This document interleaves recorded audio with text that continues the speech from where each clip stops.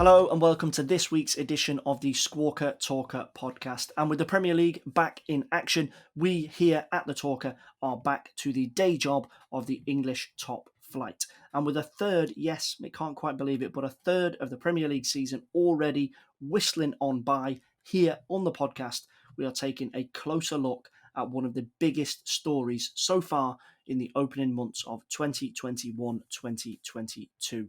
The top of the table does have an all-familiar look about it at this stage, with Chelsea, Manchester City and Liverpool all finding themselves inside the top four.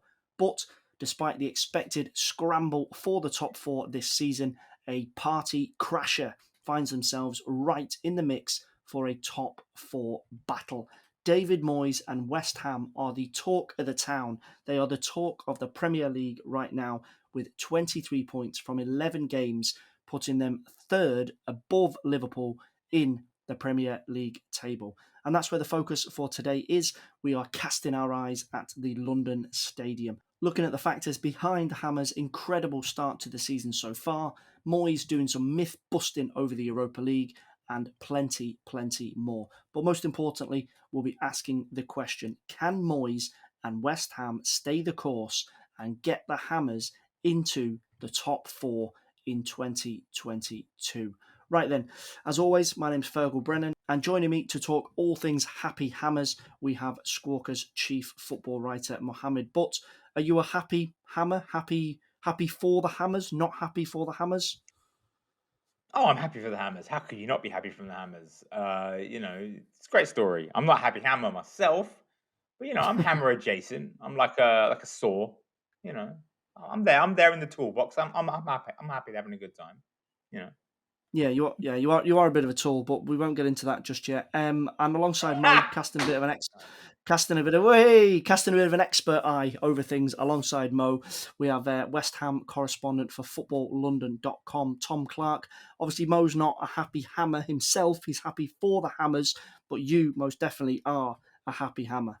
Absolutely, and I mean, I get to speak to the players and to the managers, and it's just so much nicer when David Moyes is not the dour Scotsman after a loss, and he's the happy manager who's pleased to chat and answer your questions. And there's no Wi-Fi issues, there's no Zoom issues when they win, which sometimes there happen to be when they lose. Yeah, and sometimes these things can be pretty convenient. Oh, the Wi-Fi's not working. No, the manager doesn't want to speak to you. But as you say, obviously with Moyes at the moment, that isn't the case. Looking at West Ham's situation, Tom, obviously we're going to go to you first on this in terms of what's been different so far this season, what's been the change. Finished sixth at the back end of 2021 to get into the Europa League for this season. Obviously now there's been a little bit of a focus and a little bit of a stepping up in terms of this possible push for the Champions League. And when you look at changes, you look at differing factors, and you're constantly looking to see what's been that little difference, what's been that little step up.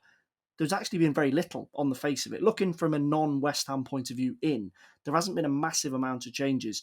Starting 11 last season is broadly the same as it has been so far this season. The only really exception has been Kurt Zouma coming in the summer and kind of replacing that Fabian Balbuena, Issa Diop partnership alongside Angelo Bonner. Looking right the way through the rest of the team, there's been very little changes. And then at the start of this season, no other team in the Premier League has used the same starting 11 more.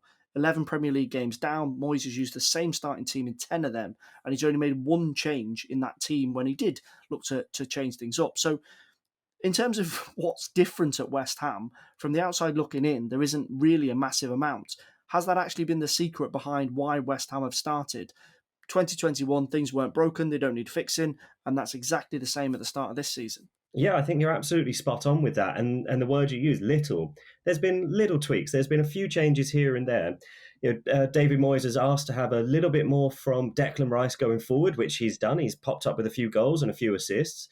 And there are these small tweaks, these small changes, but stability. And why change from last season? They had a fantastic 2021. From January onwards, they've been absolutely superb. And when you look at a calendar year league table, they're only behind Manchester City and Chelsea, and as they are only behind Manchester City and Chelsea in the Premier League this season as well. And just shows that stability and trust and building a squad, adding a few players who, Zouma has come in and made a big impact, very big impact, absolutely. And he's going to be even more important now that Ogbonna has done his ACL and is out for it's going to be a long time that he's out for. So Zuma steps up again, even more important then. But other than that, it's adding a little bit of depth to the squad. There's still more to be done, which I'm sure we'll get onto at some point about, where they can strengthen going forward. But small changes and just stability, which is something that you do not normally associate with West Ham. Looking at the situation, Mo, we talk about all these changes and maybe there hasn't been a sea change. Qualify for Europa League, obviously there's an injection of money that's come in. There's been a partial buyout in the last few weeks in terms of maybe putting some more money in the coffers for January. But David Moyes has backed himself. He's trusted himself. He's trusted his players. Everything that they did last season can just be copy and pasted and brought over to this season. But we always have this expectation that when teams break into the Europa League spots or the Champions League spots, that there's inevitably going to be a bit of a drop-off. They're going to find second season syndrome or third season syndrome. Do you think maybe that's the most important thing that Moyes has done, is maybe a mental change, a mental toughening of his players, of saying, you deserve to be in the Europa League, you proved that last season, you deserve to be in it again, and if we get the opportunity to push a little bit harder and go for the Champions League, then go for it, because mentally, if you're strong enough to do it and you believe that you deserve it, that goes a hell of a long way. Do you know what it is? Right, most English clubs, when they get into the Europa League, they treat it as a chore. Arsenal get into we don't want to be in this. Arsenal plays 15-year-olds. Arsene Wenger, that was the thing he did. Tottenham get into it. I mean, Harry Kane loves the stat pad against rubbish European teams, but other than that, they don't really want to be in it, right?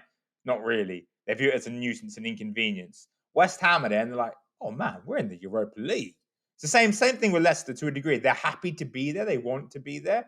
And that makes all the difference, because you look around the rest of Europe, literally England is the only country that has this sort of problem with the Europa League. When the teams get into there, they don't want to be there. It's like, Europa League is rubbish. And that's a sense of English elitism, whatever it is. European teams don't have the problem. Villarreal, Sevilla, legendarily, would always finish like third, fourth in La Liga and have these amazing Europa League runs, won the thing 3 times in a row. So teams play well in the Europa League. It's just they want to be there, you see, and that's the difference. West Ham are in the Europa League, like, holy smokes, we're in the Europa League. We want to be here. Like, if you ever watch BT Sports coverage, by the way, you can be correct. It's some of the best TV.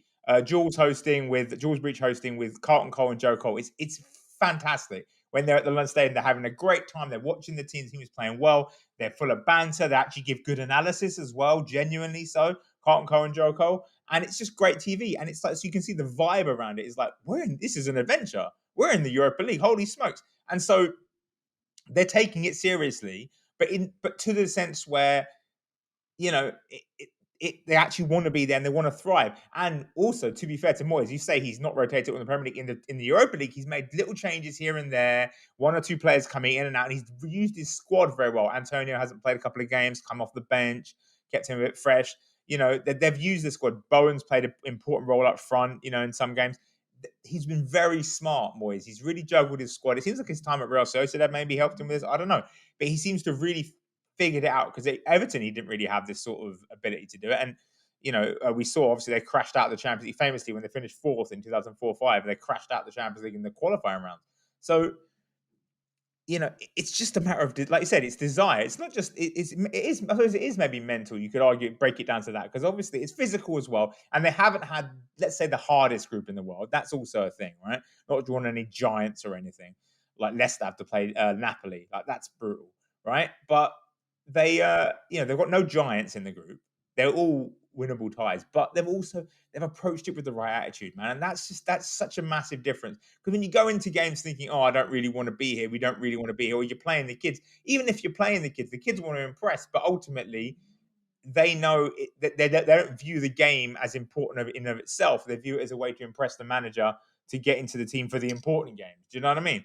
They don't view the Europa League itself as important, whereas West Ham definitely view the Europa League as important. They treat it as what it should be is, it's a European adventure, and that's why they're being able to juggle it, because they treat the Premier League and the Europa League as serious things, the same as serious as each other, and that's why they can juggle them, because they're like, we want to win every game, we want to do as well as we can in every game. They don't inferiorize. That's not a word. They don't minimize the importance of it, and that's too many English clubs fall into that trap. Be like West Ham, guys. Don't be like Arsenal. Don't be like Spurs. Be like West Ham. Can I just add to that? And it's not just that's come from everyone at the club, because David Moyes has said that, and this isn't verbatim, but it is basically what he said. And Aaron Cresswell repeated it a couple of weeks ago when we asked him, how far can you go in all the competitions? And they just said, well, why would we waste last season's success not to throw everything at the Europa League? Like you work so hard to get in there, so you got to make the most of it. And yeah, they were aiming for the Champions League last season, and Moyes is absolutely adamant that had Rice not picked up an injury in April with England, they would have got there, and they only ended up being 2 points short of it. But they're in the Europa League, and it is. I mean, if they were in the Europa Conference League, they wouldn't be going for it. There, he made that clear as well. I think he still refers to it as the Intertoto, but but once they're in the Europa, they are going for it. But they do make changes. The Europa League team generally has 6 or 7 changes from the weekend team, but you always get one of Rice and Souček, or both of Rice and Souček playing in some of the games. Antonio's played a couple of them, but he's the one they're looking after him. But yeah, they're going for it. They make 6 or 7 changes, but they're still strong. Yeah, no, you can see Moyes understands the importance of midfield in Europe, right? Like you said, Rice or Souček is always in there. It's like he doesn't leave both of them out. Antonio, I mean, you can see why. It's what he did to America. You can see why. Wrap this man in cotton wool, keep him fit for the Premier League. Oh my God, he's spectacular. And what I've been really impressed with West Ham, honestly, is the fact that they haven't missed Jesse Lingard, which I thought they would do. He was so instrumental for them last season in the running, and you're thinking, yeah, okay, you're going to miss that. But they've adjusted their team. Antonio stepped up, and Rice stepped like you said, Rice has stepped up. Everyone's sort of improving, and it's just the way Moyes, he's just his understanding. This is his level, right? Everyone obviously now defines Moyes by how rubbish he was at Man United, and he was terrible at Man United. But this is his level, this club, this sort of level where he can step up and be an underdog, but at the same time, actually good football. It's the same thing he did with Everton, which of course everyone forgot once he failed at Man United. But yeah, this is his level, and he's really nailing it. Like, I love the way everything about what he's doing at West Ham is absolutely pitch perfect. Looking at the situation in terms of systems, obviously, Tom, we touched on this idea that there hasn't been a massive amount of changes in terms of the starting team. 10 of the 11 Premier League games, it's been the same starting 11. And you can almost rattle it off. It's one of the easiest things in terms of a Premier League weekend. If you're covering it, you have to do West Ham team news. You can just click copy and paste. And 9 times out of 10, you don't really have to change it. We talked about Declan Rice on the England podcast last week and how his role has maybe changed a little bit with West Ham so far this season. And as I said at the start, you look at this from an outside point of view looking in, there doesn't seem to be a huge amount of changes. But on the pitch, when you're watching West Ham play, particularly at home, what have you noticed have been the small little changes that have maybe dragged West Ham up a level or two in terms of the way that they approach games? Declan Rice has been given a little bit more freedom to push forward. He's added a couple of goals to his game, and he seems to almost have a trademark goal now. He scored it against Dinamo Zagreb, and it was a carbon copy of the goal he got last game of the season against Southampton, picking it up around the halfway line on the inside left position, driving past a couple of men into the box, and then having a shot or laying it off. And he does that so well. And there was one. There was against Liverpool. He really, really reined it in. It was very, very noticeable. He made one run, and just before he did it, he glanced, he looked over, and it is almost telepathic with Souček. He glanced over, caught Souček's eye. Souček just stayed there, did not move. So Rice is like, right, I can bomb forward. And actually, a couple of times this season, it hasn't worked out so well for them. And we have asked David Moyes about this. I mean, saying like, do you feel that maybe Rice getting forward is stopping Souček from getting the goals that he has? He was, he got 10 last season. He's got 1 so far this season. He's had a couple of chances and he's not been in the box so much. And so in some of the games, in the bigger games, they do seem to be telling Dec to sit a little bit more. But in games where they're going in favourites and they're having a bit more possession, he's given a bit more of a freedom. And that's been the one. Whether actually that benefits them in the long run in the big matches, I'm not so sure, because I think they need his presence. They need his screening of the back four. But that has been a noticeable change against matches that they go in and they think, right, we should be winning this. And he is given that license. But other than that, Said Benrahma, I mean, you mentioned you're surprised that they're not missing Jesse Lingard. Well, you're not counting on Said Benrahma then. You haven't been, I covered Brentford before West Ham, the cracking footballer. But if Lingard was available to come back in January, in a heartbeat, they would do that. And maybe it would be Benrahma's spot loss, but it wouldn't necessarily mean, it would just be more rotation, and that's all. And pick and choose the games. But it's stability, and there aren't huge differences. Cresswell, his set pieces are so good. Zuma's just added to that threat in the box. Now it's Zuma, Ogbonna, Diop, and Dawson. They've all scored from set pieces, but that's all to do with the quality of delivery from Cresswell and Bowen. But yeah, it's just this really, really settled team. Yeah, that in the Europa League game when Moyes was yelling at them because he wanted the right foot taking that free kick, and Declan Rice looked at him like, no, it's fine. And Cresswell took it and scored. I was just like, yeah, you can't doubt Cresswell. Cresswell, I wrote a piece called him the Quiet King of London Stadium. He's brilliant. He doesn't grab any headlines or anything at all. Like, and I'm in him on great fullback conversations, but he's so insanely productive. Creates chance after chance. His set piece production is brilliant. He's really been important in Europa League. Obviously, because set pieces for a side as big as West Ham, like you say, so many great players to attack the ball. It's a really, really big advantage you want to exploit. With Rice in big games, I think it's interesting. With Rice, we've seen with England, he can just sit there and nullify people, right? And we know Souček can do that as well. So what's quite interesting is as long as he can have that discipline himself, I think there's no reason why he can't just flip a switch and just have him sit. But I think part of that switch you said, the Rice thing, I think that actually is huge in terms of West Ham's consistency, because it's like one of the things teams like West Ham, famously Moyes teams have, is they can trouble the big teams when they sit deep and play on the break and this and that. But then it's like getting consistent results game after game, because like you said, in games where you have to win, how do you turn that mentality into an attacking mentality? And I think the way that he's used Rice has done that exactly for him. It's like, because he's the heartbeat at the time. He's the heartbeat at the side. He's the midfielder. He's the fulcrum, right? So it's like, okay, we're sitting back in this big game, let's say against Liverpool, right? So he sat back, like you said, didn't really attack too much. So then games you want to win against teams that are either as good as you or worse than you, it's like, all right, go get them, you know? And I think with him pushing forward, everyone else feels more confident to push forward. The whole thing becomes 5-10 yards further up the pitch. And then teams struggle to deal with that because it's like, oh, they're coming at us. And then, yeah, obviously player quality is huge. I think what I think is interesting as well, what I love about it is the, like I said, last year, Souček was the one getting forward mostly, right? And scoring the big goals, the headers, the crosses, the classic Moyes, Fellaini, the Czech Fellaini sort of thing, right? And I think the switch to push Rice forward is why you're a better team now. Because Rice is a better footballer than Souček, right? It's not that Souček's bad. I think he's great. But he's a specific kind of footballer, which, by the way, and this is the funny thing, is we haven't really seen it because West Ham played well.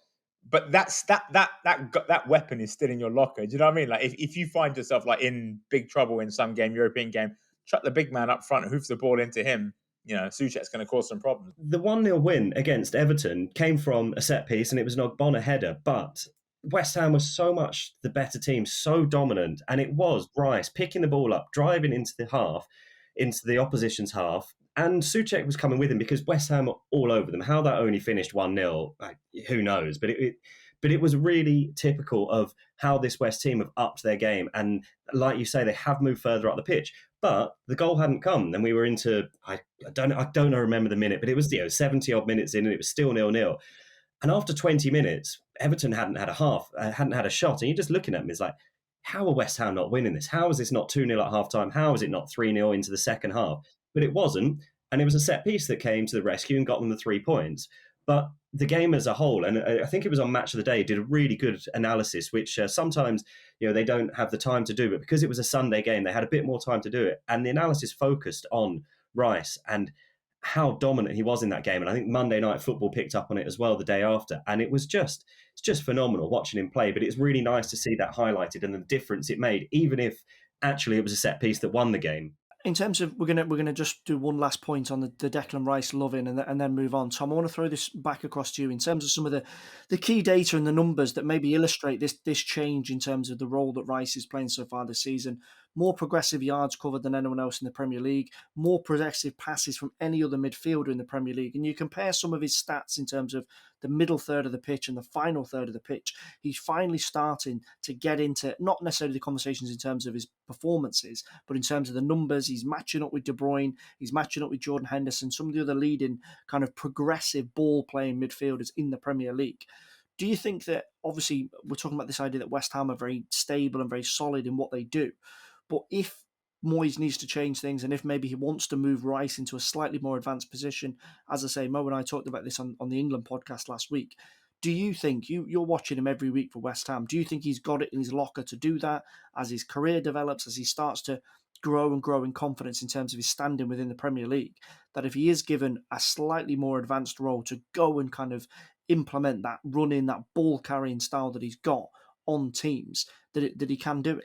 I mean, I don't think he's ever going to be Kevin De Bruyne, but very, very few players are. With that in that number 10 role. No, but a player that, and this is a player that Rice looks at and really, really tries to base his game on, is Yaya Touré, and he's got that same body shape as him, the same height, the same lengthy stride, and that's probably more where you're looking at rather than comparing to De Bruyne, which I don't think it's fair to compare many players to De Bruyne or David Silva, that type of player. He's not going to be that type of player, no, but that would be a waste of his physical attributes as well. He needs, maybe move him up the pitch a little bit, but he needs space to run into, because once he's deceptively quick, and that's a lot to do with that, with the length of his stride. And it's a bit of a cliche, but he is like he gallops the way when he gets into his stride, and it is a cliche to when you use it, but he really does remind me of a Yaya Touré, and Yaya's probably a player who didn't get the credit he deserved as well. And maybe we look back in hindsight and we realise just how good he was at his peak, and that is someone that I think Rice really does look to base his game on. And he could easily move a little bit further up the pitch if, say, Alex Crowell gets a bit more game time. He's been really unlucky with his COVID issues, that he missed a load of games. He was going to play in the League Cup games, he was going to play in the Europa League, and he sat them all up. But if Crowell can come in and play that slightly more defensive role that leaves Rice able to get further forward, he would be able to do that in a heartbeat. I mean, this is the thing. I mean, first of all, Yaya Touré is a great comparison, but to me, the obvious one, the modern day comparison, is Frankie De Jong. If you look at Rice, he's like a sort of, he's not quite not as good a passer as Frankie De Jong, but he's that kind of player where he you don't think of him as someone that runs box to box, but he has that incredible stride, incredible burst, good control of the ball when he's moving, frankly, as well. Like, again, he's not quite on the same level as Frankie De Jong, but you can see the comparison where it works, and you can see the way that Frankie is best used is when he's playing in a deeper. I think pushing him further forward is the wrong way to go. If anything, you move him further back, because what he does best, Rice, is he breaks lines of press with dribbling with the ball. Fantastic at that. Frankie De Jong is the same thing. You push him further forward, and then it's just like, well, what are you doing? He's even not even as good a passer as Frankie, so he's not the best passer. So you don't want him sort of on the half turn facing goal. Like, he's not Lanzini, he's not Benrahma, that he can do that, get the ball, dribble from a standing start or from a little bit of a jogging start and beat a man. That's not what he does. You want him starting deeper, getting up ahead of steam like a locomotive and just barreling through people. Because once he's moving, he can slalom fantastically, but he's not a short space dribbler like that. So Frankie De Jong to me is the ideal way to look at Rice. And everyone's like going, Gary Neville seems to be obsessed with him. He's going to be a centre back. I don't think that's stupid, Gary. Stop saying that. He's not going to be a centre back. Declan Rice will never be a centre back because he's not. He's too good going forward. You wouldn't waste it. If anything, he's going to be a right back, but he won't even be that. But I'm saying, if you're going to move him anywhere to a different position, although again, why would you move him? He's doing so well in central midfield. But if you had to, you'd put him right back and let him just be a steamroller of a right back, carrying the ball forward constantly, beating men, dribbling at men, whatever. But again, like I said, the comparison for me is Frankie De Jong. He's an English Frankie De Jong in the sense that he can sit, he can hold, he can pass the ball, but he's at his best. Just cut the tethers and let him go, and just watch him kill teams. Because when someone like that is running at you, carrying the ball with you, Yaya Touré again is the historic example. Legendary player, delivered 2 Premier League titles and the FA Cup to Man City, made Man City what they were before Pep Guardiola showed up. Completely and utterly underrated in any sort of way you can think. That when players like that start to run at you, just, if you're a defender, you're like, what do I do? Because it's like, how do you deal with a player with that size, that speed, that skill, and that level of intelligence? Yeah. Anyway, let's talk more about Rice. Oh, wait, no, we have to move on. We can talk more about Rice, just to be clear. Do a whole hour on Declan Rice.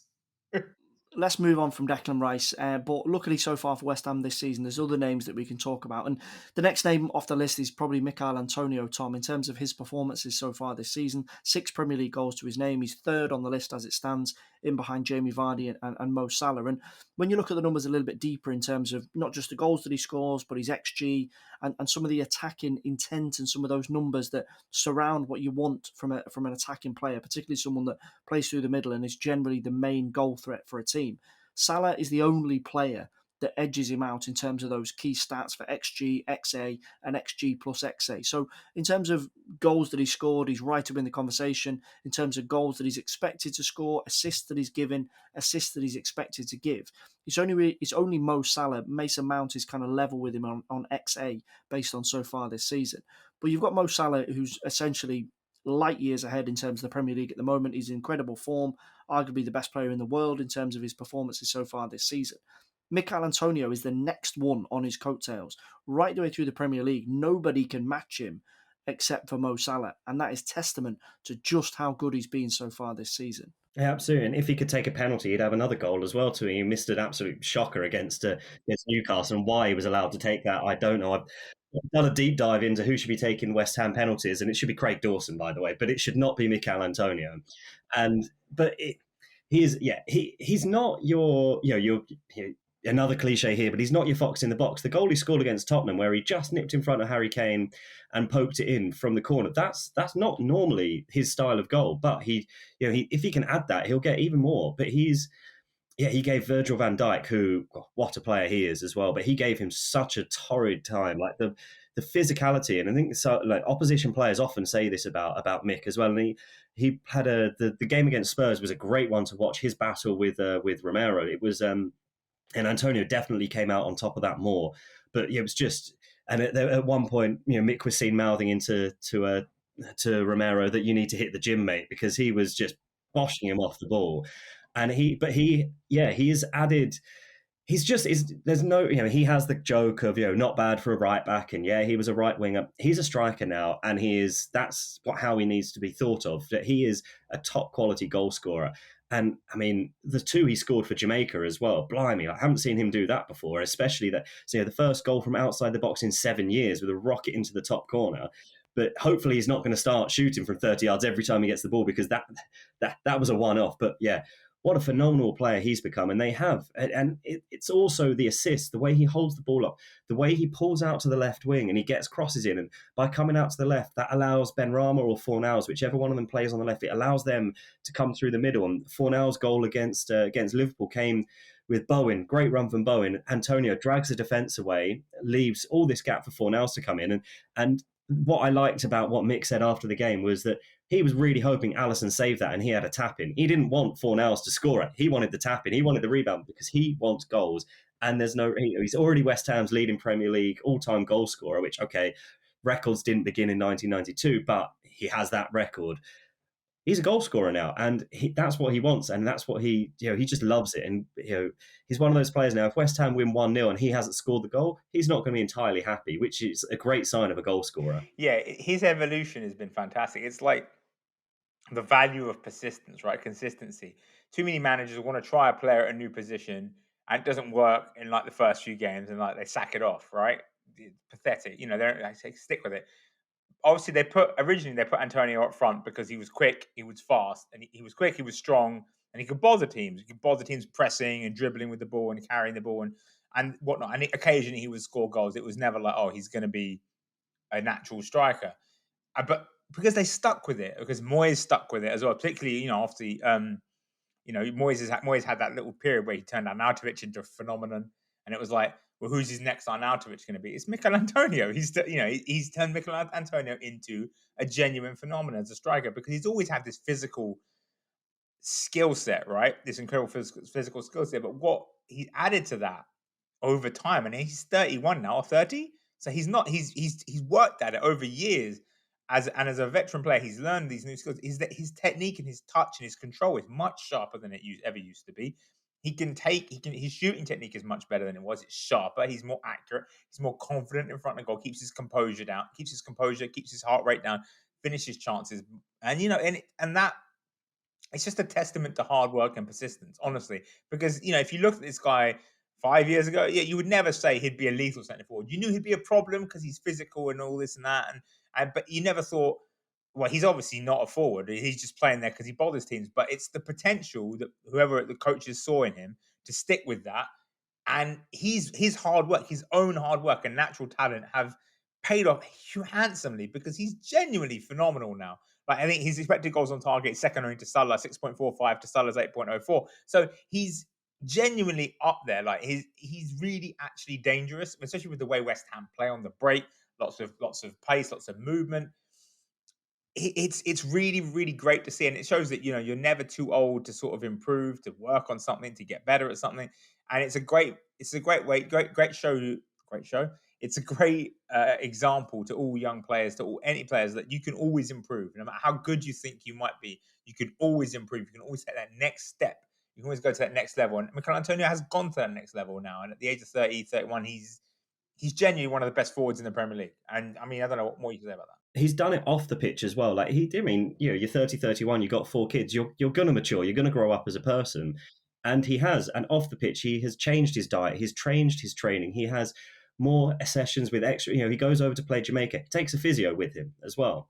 And it's these little differences that, I mean, going to play for Jamaica was a big call. And you look at it and you think, oh, blimey, they've got 14 matches this season, Jamaica. Like, their qualifying is tough. And that's a lot of extra games for a player with an injury history. And he sat out for 3 of them in October, probably to Jamaica's cost, actually. But he's done the stuff away from the game, and he works a lot individually with Kevin Nolan about hold-up play, about runs. They do a lot of extra sessions, a lot of extra shooting drills. And yeah, exactly. It's credit to him that he is now reaping the benefit for making the change outside of the 90 minutes, which is huge for a player like him. And he's reaping the benefits, and as are West Ham.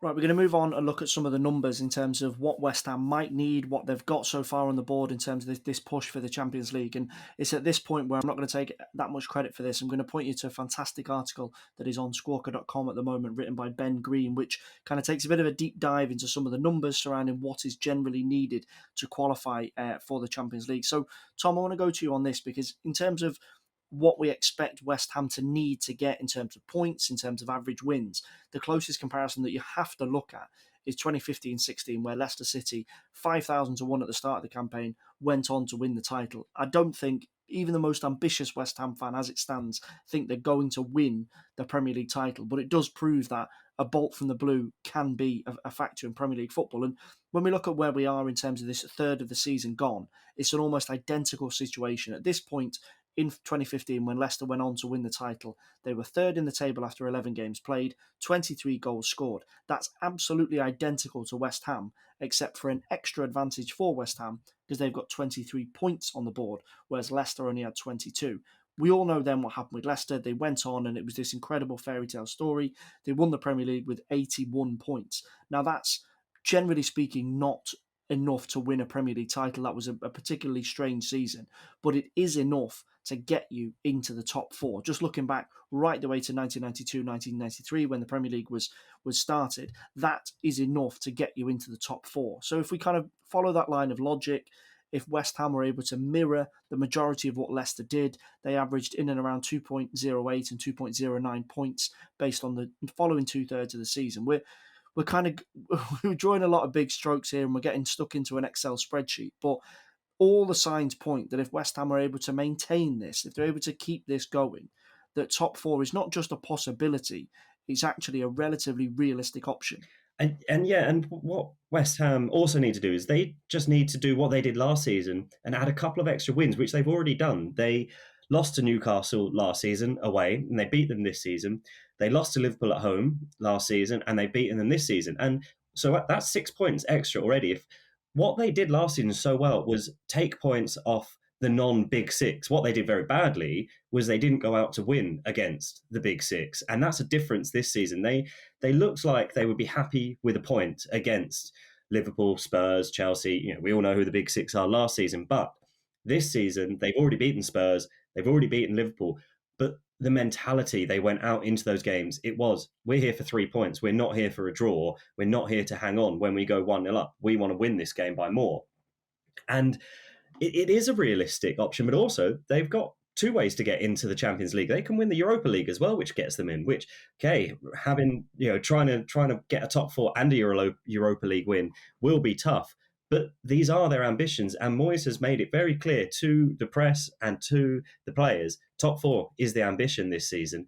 And if they can keep on going, if they can keep their key players fit, and like you say, you look at those numbers from Leicester, 6 years ago, and West Ham have also, that Leicester comparison is really, really apt because they had quite a similar run of games. They played a lot of the same teams that West Ham have played in this opening third. And a couple of West Ham fans have pointed this out. Okay, you replace some of the teams, the likes of a Brentford who's come up, and Leicester lost to a promoted team in the beginning third of that season. West Ham have lost to a promoted team.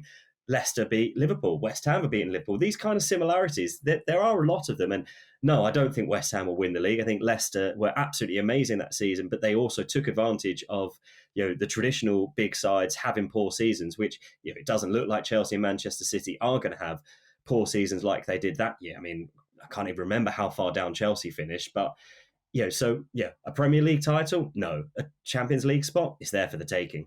See, here's the interesting thing about Champions League spot, right? And this is what's I genuinely think, by the way, the West Ham's best route to get the Champions League is win the Europa League. I think that they're so well suited to that.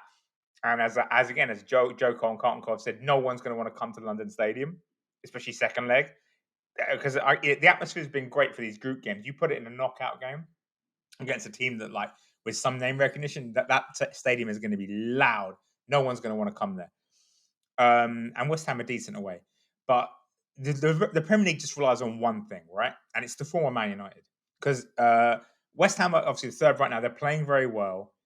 Man United have lost 4 of their last six games. They are in a wretched relegation level form, right? And that's knocked them straight. They were part of the title race like 2 months ago. And now they're like, will they even make Europa League? Who knows?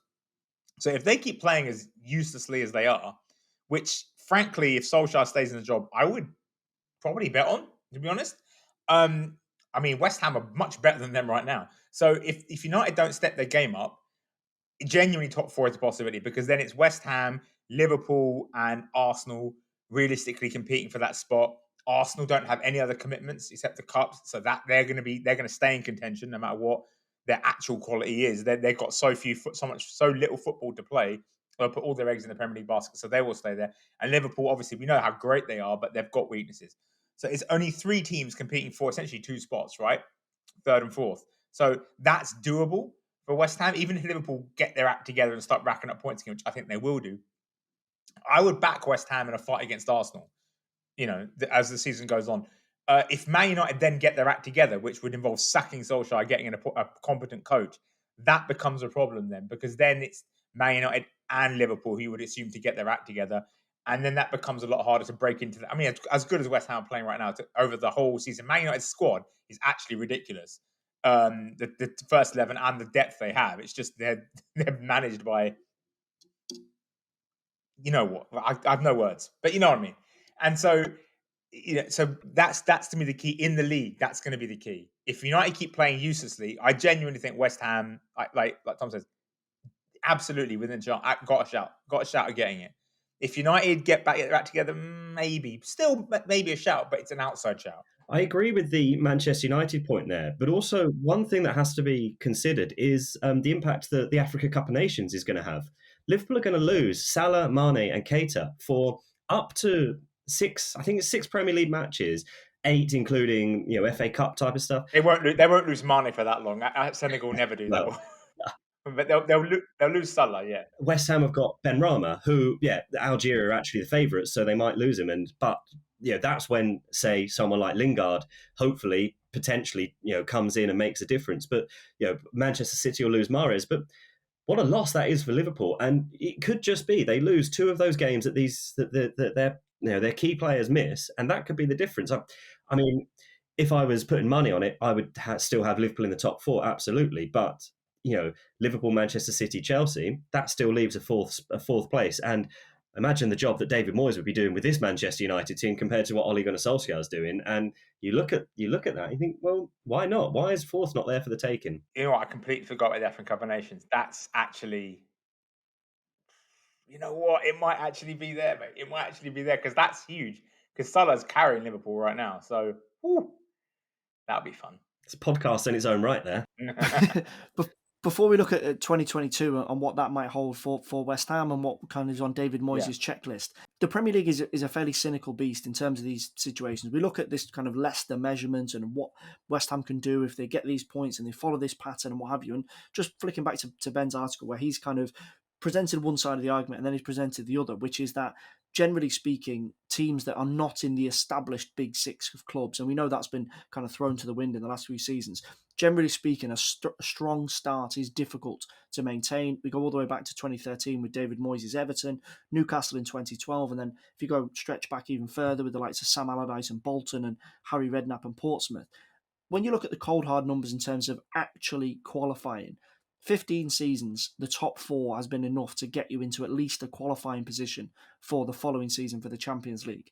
Only 3 times has someone who's not in that established top 6 done it. Newcastle did it in 2002 and 2003, and then obviously then Leicester again in 2016. That's a huge amount of numbers to rail against. And I don't want to necessarily pour cold water over it, but we talk about projected points and projected paths of results, etc. When it really comes down to the cold, hard qualification for top 4, we've seen this with Man United squeezing Leicester out twice in a row in the last 2 seasons. Sometimes the cynical side of the Premier League really comes to the fore when it comes to the Champions League spots. There's 2 things, right, at play there. 1 is injuries, right? 2 is bottle.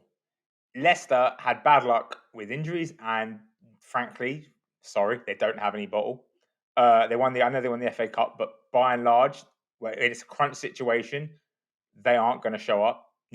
They can outplay Man United, but Man United are coached by a PE teacher, so that's not really anything impressive. But you look at Leicester's other big games this season, you worry about them, right? West Ham, okay. Well, injuries will have to be seen, right? We have to wait and see. As Tom said, if they can keep Rice fit, if they can keep Antonio fit, keep Cresswell fit, if those 3 stay fit the whole season, right? They could even lose the goalie, man. They've got 2 great goalies. They could even lose Fabianski. Arriola comes in. It's not a big deal. As long as, and Zuma, because I know they've lost Ogbonna now. So Zuma, Cresswell, Rice, and Antonio, the spine of the side. If that stays fit, if all 4 of them guys stay fit, they can do it. The problem they're going to have is if one of them goes out, and I mean, they could maybe they could cover for Antonio because Bowen's played quite well up front. They've got enough good attacking players. If it's especially Rice and Zuma and Cresswell, one of those 3 goes down, they have no one that can come in anything like them in terms of their quality, and that will be the difference, right? That will be the telling factor. They can. I think Tom can. Will be better than me, but I think they could absorb injuries in other places, maybe, right, to a degree. But I think if Antonio, Rice, Zuma, or Cresswell gets injured for a long time, like I'm talking like a month or so, like over a month or more, then they're in trouble, right? But they have the bottle, and this is what I think. I genuinely believe. I think they have the bottle more so than Leicester. I think they have the bottle to do this. I think Moyes has the experience over 1,000 games as a coach. He's battle hardened with relegation. He knows how to get points at the end of the season, right? Which is what relegation managers do. Managers in relegation fights know. He knows how to grind out those big points, right?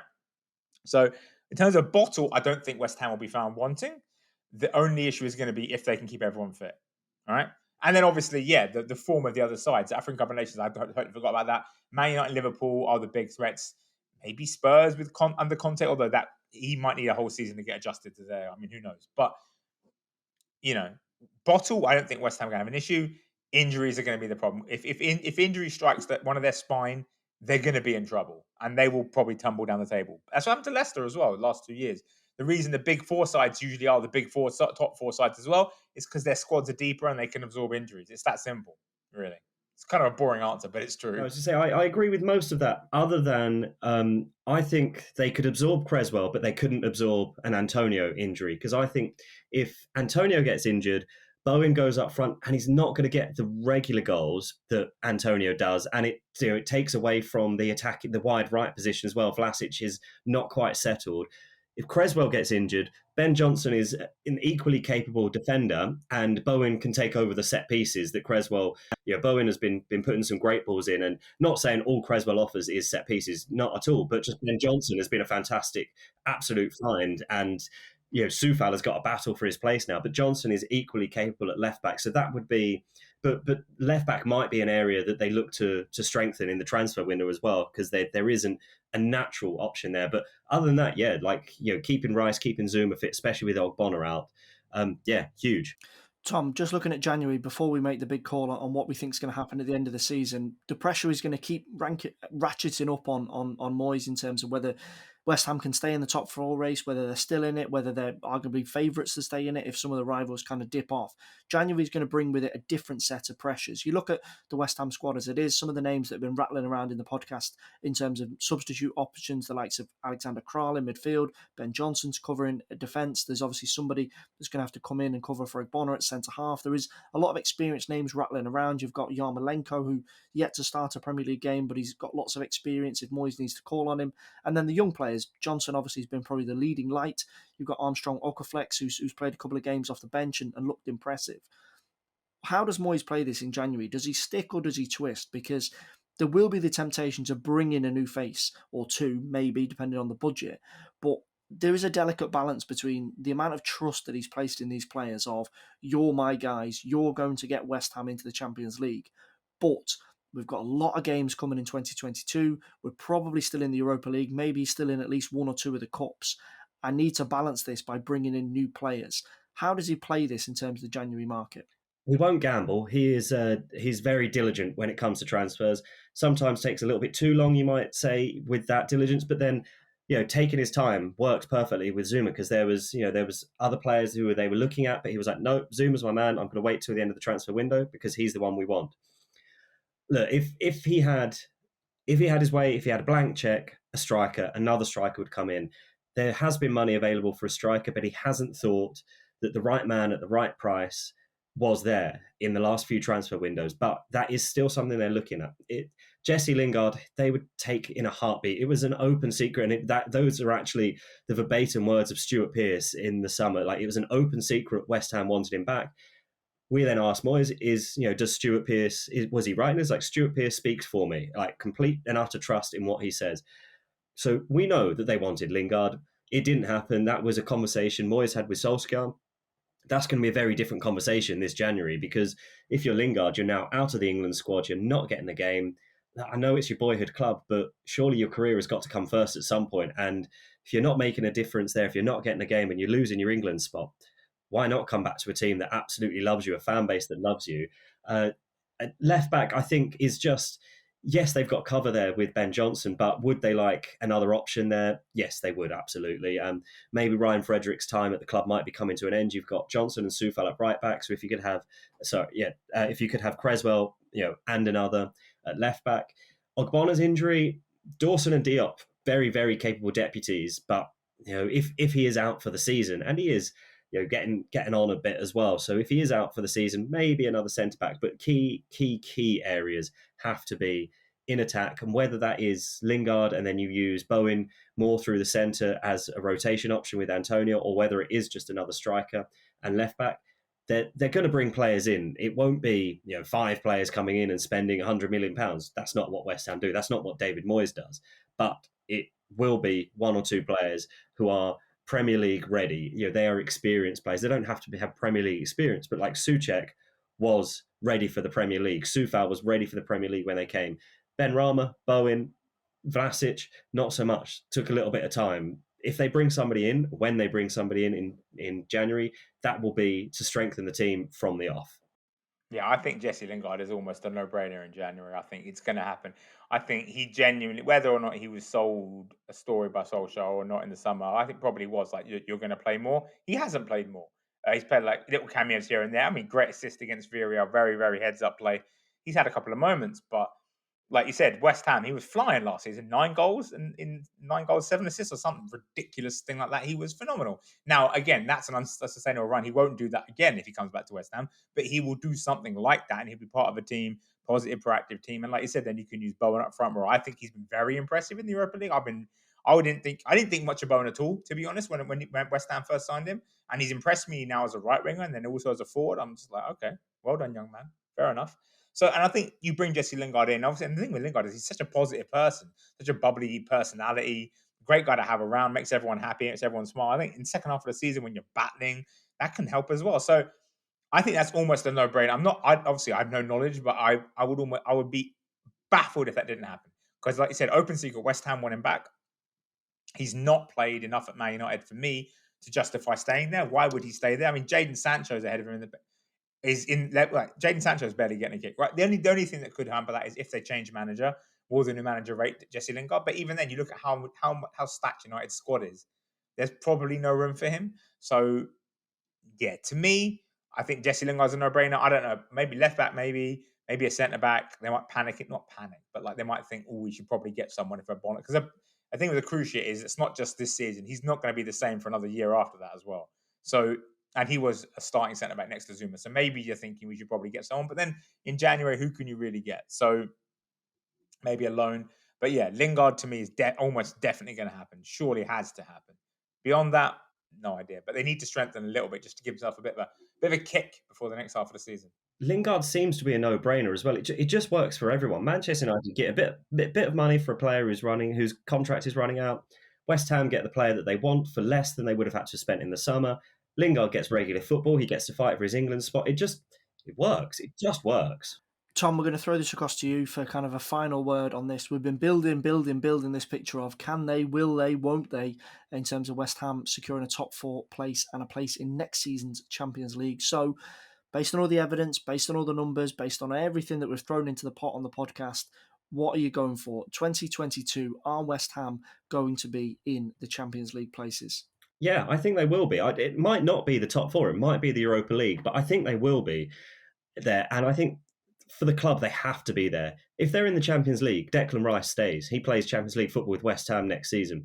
They don't make the Champions League. They can't stand in his way because he deserves to be in the Champions League, but also it would prevent them from signing players with Champions League aspirations as well, because they would look and be like, well, no, they've stood in the way of a phenomenally talented footballer from getting into the Champions League. So I'm not going to take that risk that they do that for me.